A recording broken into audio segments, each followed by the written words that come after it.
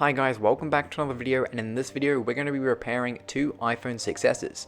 This one right here is a 6S Plus 128GB, sent in because the camera and earpiece do not work. This 6S is just a regular size 4.7-inch 6S 64GB rose gold.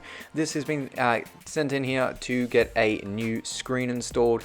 The current one was replaced about a week ago and is now dead and has like a line going through it and things like that. So it has suffered a drop, and you can see here the screen just shows a bar line going straight down. And at first I thought this might have been a cracked LCD, but pressing on the screen does not change anything, which means it's probably something to do with the internal chip that actually controls and drives the LCD. It's damaged in some way, so I'm going to go ahead and replace this low quality screen and replace it with a much higher quality refurbished Apple screen. Now, refurbished screens are actually used. They're just cracked screens that they've done glass only repairs on, which means you're getting that original screen, or at least a very high quality screen. Now, this iPhone isn't mine. None of these phones are mine. These are my friend's phones, and they've come in for repair. And I'm going to be fixing them in this video. Now, this one here was repaired by a quote-unquote professional repair shop, and the other one was just more of a home job that someone else has done and then sold the phone on eBay because of this small flaw. Now, taking a look at this one, now the cheap screen had damaged thread. I couldn't get the screws out, so I ended up having to put a little bit of pressure behind the actual screw itself to be able to pull that out of the device. Once I'd done that, I go ahead and lift up the display, and it came out really easy. And why? Because there was no seal underneath the phone. It had been removed but hadn't been reinstalled with a new one. So I'm going to be also putting in one of those, so this quote-unquote professional repair shop has not put in the seal, which helps with the 3D touch. It also gives a little bit of dust and water resistant. It's not IP rated or anything like that, but they didn't install that. And now what I'm going to go ahead and do is just test out the new screen that I got. This is a refurbed screen, so it's a new piece of glass, but an old LCD, so you're getting the best 3D touch and LCD and things like that. Now, what you're going to go ahead and do is just go ahead and replace all the parts from the old screen and swap them over to the new one.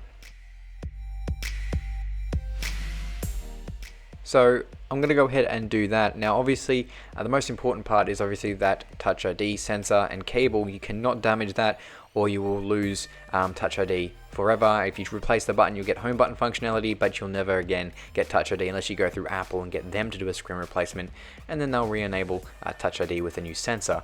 But I'm going to go ahead and change all these parts across. Now, what I did notice with the screen that came off of the 6S that had been repaired by a qualified repair shop is they didn't actually have any camera or proximity bracket installed on that screen, so they didn't transfer it from the old one, and that meant that the camera wasn't aligned and probably neither the proximity sensor. So I think that's pretty poor for a repair shop that repairs many iPhones every day. You'd expect they'd know exactly what they're doing and what to transfer across, but apparently not. So I'm going to go ahead and transfer these parts across and go ahead and test out the screen once again on the device before I put it back together. Okay, so connecting it up and turning it back on, you can see that the device boots up and functions just fine, and you can see we've got a screen back app and running. After testing out the screen itself, making sure the Force Touch is working, the touch is good, cameras work, things like that, and go ahead and take the screen off again and go ahead and apply the seal that goes around the screen. This is yet again for the 3D touch sensor, as well as a bit of dust and water resistant. Now, it's not actually rated for any water or anything like that, but I'm guessing it would help in some circumstances. Now, this is obviously kind of important because, you know, it was there from the beginning, so it has and serves a purpose. So, you know, considering that a repair shop didn't put this on, I think that's a bit of a downside. So just because they're qualified and things like that doesn't mean they actually do your repairs right, because a lot of people aren't going to be opening up their phones a week later to see how they went, you know what I mean? So I'm going ahead and reinstalling all the brackets and everything. After putting it back together, you can see that it's still functioning, and I can go ahead and plug it into the charger because it actually went flat. This 6S actually has a quite poor battery life on it, but the customer didn't want a new battery installed. So I'll go ahead and put the screen on, reinstall the screws, and we're back up and running on this iPhone 6S. You can see here it's now fully functional and back up and running, which means my friend can go ahead and back to using her 6S. Moving along to the second iPhone here, yet again, one of my friends as well. This is a 6S Plus 128GB, original box and everything. It's running iOS 11.3.1 and is in relatively good condition on the back, but the previous owner had dropped it off of his motorcycle, believe it or not, and completely scratched and dented all the corners. But other than that, the phone was relatively functional except for the front-facing camera and the earpiece, so you'd have to have the phone on speaker if you wanted to call anyone, which is a big pain, obviously, if you're doing a phone call. Now, this had just been repaired by the previous owner. There wasn't any repair shop involved or anything like that.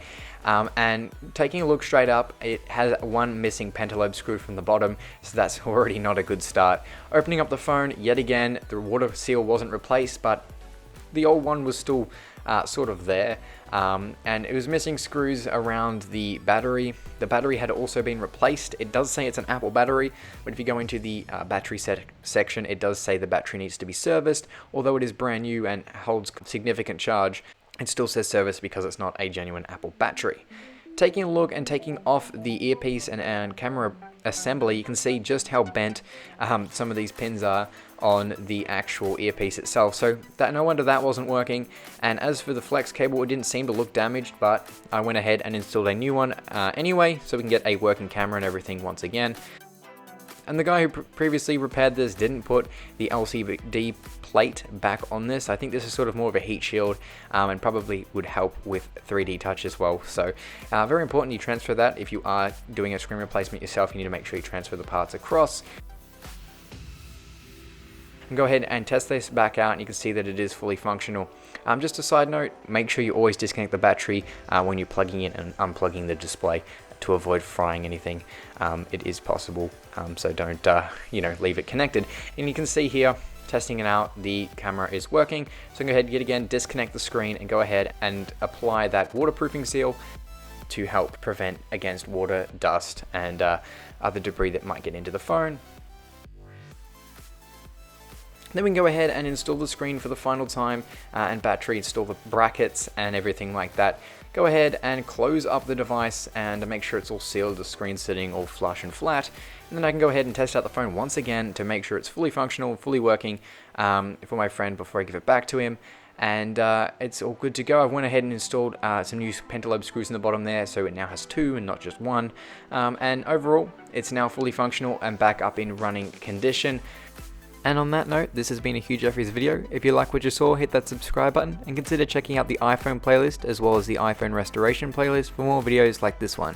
Also, make sure you follow my social media, link will be in the description. That's all for this video, and I'll catch you guys next time.